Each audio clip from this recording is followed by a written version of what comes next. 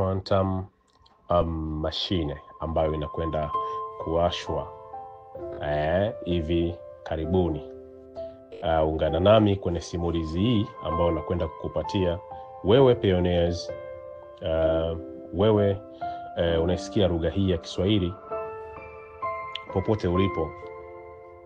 Kwanza napenda niseme kitu kimoja ambacho wengi pioneers mmekuwa na maswali na kutokuamini project ya Pi, na kuona huenda siku moja kukawa kuna changamoto kubwa ambazo zikaizuia project ya Pi kutumika nchini Tanzania au nchi baadhi za Afrika ambazo hazijaingia kwenye mifumo ya ile Central Bank Digital Currency, kwa maana ya zile CBDC. Sasa basi nataka nizungumzie pointi hapo ya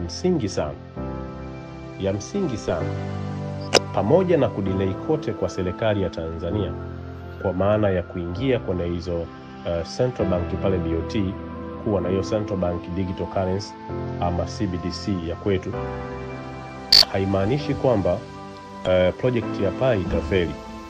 Nataka niwaamshe kitu ambacho mimi nimekielewa kupitia Pi na quantum machine ambazo zinakuja kuwashwa. Kwanza moja, kitu ambacho kitaifanya Pi iweze kurun ulimwenguni ni kwa sababu core team ama Nicholas Kokaris na wale jopo lake wote wamekaa chini wakitafakari namna Pi itaweza kuingia duniani na kila taifa ili iweze kukubalika na kufanya kazi kwa maana ya matumizi. Wamewezaje kufikiria? Ndio nataka sasa ni kuamshe wewe ambaye huenda hujaelewa ama hujui ni kwa nini Pi Network itaweza kuingia nchi zote duniani na kufanya kazi. Mpango huu ni mkubwa sana ambao uko nyuma ya pazia, kwa maana ya maandalizi yaliyofanywa ya kuhamisha mfumo wa benki kuu duniani, zile IMF kwa maana ya hiyo World Bank, wamebadili kutoka kwenye system ya Swift na kuja kwenye mfumo wa ISO ambao ISO 222, kwa maana ya huu ndio mfumo utakao kwenda kubadilisha ulimwengu wote wa fedha duniani. Naomba nielewe, ulimwenguni duniani, sio Tanzania tu peke yake, duniani kote. Sasa basi mfumo huu wa ISO 222 huu ndio unakwenda kutengeneza kitu kipya, kwa sababu huu mfumo unaibeba mazima Pi Network, unaibeba cryptocurrency jumla, kwa maana ya sarafu zote mtandao zote zitakuwa ziko na uhuru, na mfumo huu utaruhusu hadi benki kutumia transaction za mifumo hiyo ya fedha ya kidigitali. Sasa Tanzania mpaka sasa tumekuwa ni watu ambao bado hatuja accept mifumo hii, hasa kwa serikali yetu, na bado iko nyuma. Kama alivyoongea tu Mheshimiwa Rais wa Jamhuri ya Muungano wa Tanzania Dr. Samia Suluhu Hassan, aliwahi kuzungumza mama yetu, huyu ni mama yetu, alisema kabisa, sio mara moja, sio mara mbili, alishafikisha mara kadhaa akizungumza kwamba na akiwaelekeza BOT waweze kubadilika na kuingia kwenye mifumo ya kisasa ya fedha hizi digitali, kwa maana ya Tanzania tuwe na CBDC, Central Bank Digital Currency, ili transaction zinazofanyika kwenye miamala hii ya currency iwe inapita ndani ya BOT. Maana BOT watakuwa wanapata zile gas fee, kwa maana zile yale makato ambayo tutakuwa tunayafanya kupitia cryptocurrency hizi sarafu.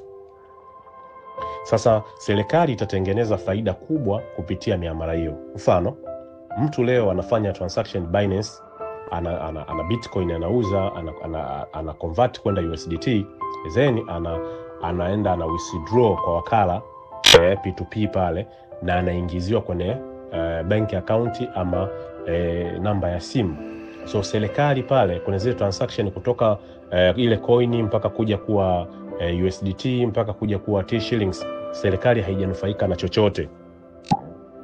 Lakini tukishakuwa na CBDC, maana yake serikali ya Tanzania itaweza kupata zile fees za kuchange kutoka ile USDT kwenda to T-shillings.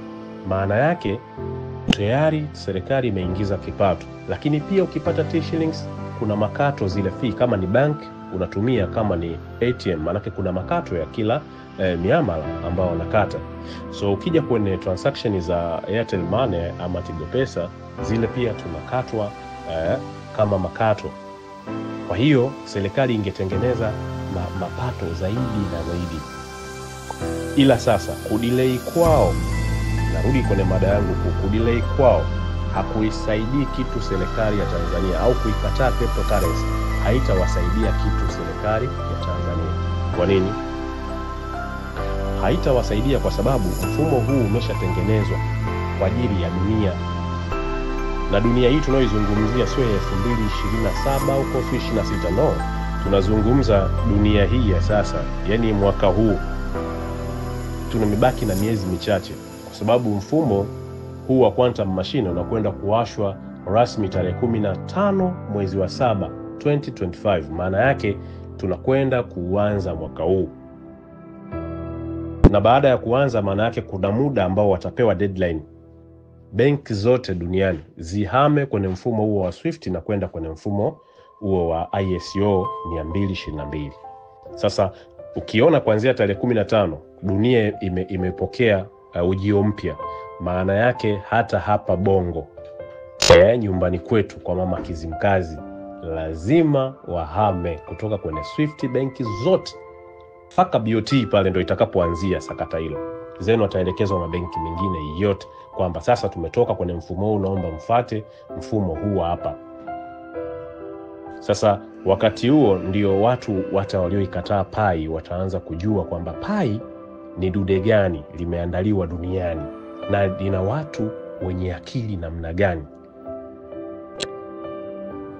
Tunalalamika kweli Global Mainnet inachelewa, lakini kitu ambacho wanakifanya core team ni kitu cha hatari sana.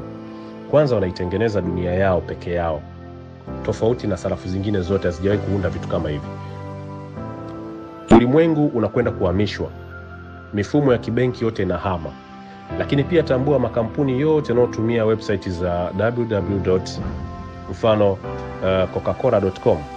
Tunakwenda kuona coca-cola.com itaondoka, tutakwenda kwenye www.coca-cola.pi baada ya muda huo. Ndugu zangu, nawaambieni tena, nawarudia, Pi sio kitu cha mzaha. Yani kama unafanya Pi unabonyeza kitufe na unaona kama unacheza game, I say endelea tu kubinya, usikate tamaa. Hilo game licheze vizuri tu. Yani hilo game linakuondoa kwenye maskini maisha yako yote, wewe na kizazi chako chote. Na wewe unayemine Pi leo, wale ambao watafika salama kwenye hii safari pasina kukata tamaa, watakuwa wameingia kwenye vitabu vya kuandikwa kwenye historia ya vizazi na vizazi. Haitakuja kutokea tena, miongo kadhaa itapita, haitakaa itokee kitu kama hiki. Tujiandae kisaikolojia, tuchimbe Pi, tujue ukubwa wa Pi. Serikali yetu mama alisema kama hawajajitayarisha yasije yakawastukiza ghafla wakakuta hawako tayari, lakini Watanzania wakawa wameshawatangulia. So mimi nathibitisha kuwa Mtanzania wa kwanza ambaye nimeshaitangulia nchi yangu. Tanzania yangu nimeshaitangulia. Mama alisema wasije wakastukizwa, na imani wao watastukizwa. Baada ya tarehe 15 mwezi wa 7, serikali ya Jamhuri ya Muungano wa Tanzania itastukizwa kwa hili dude linalokuja. Na dude hili limeandaliwa kutoka Stanford University. Pale Stanford University unatoka kidogo tu pembeni kuna sehemu inaitwa Silicon. Hapa ndipo mambo yote ya Pi network yanakotoka. Naomba ndugu zangu tuishikilie Pi ipasavyo. Ya kwangu yalikuwa machache kwa ajili ya kukufahamisha ujio wa quantum machine ambayo itakwenda kuwashwa rasmi tarehe 15 mwezi wa 7 2025. Hili dude likiwashwa, maana yake serikali yako ya Jamhuri ya Muungano wa Tanzania lazima ifuate, haitakaa nyuma. Maana ikikaa nyuma haitaweza kuwa na huduma yoyote zaidi ya kuifuata teknolojia hii inayokwenda kufanywa na mapinduzi makubwa na Core Team. Asante kwa kunisikiliza. It's your boy ZINGE, naitwa Zinge. Uwe na siku njema.